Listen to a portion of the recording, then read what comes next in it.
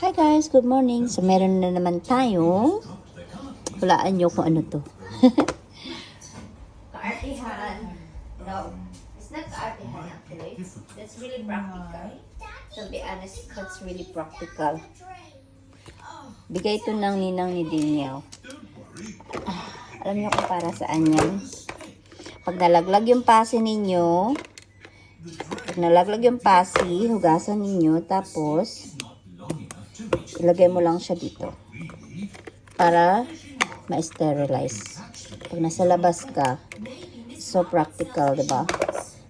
Sterilizer. Just put it like that and you can turn it on. Tadaan! Diba? So practical. Lalo na pag nasa labas ka when you are traveling.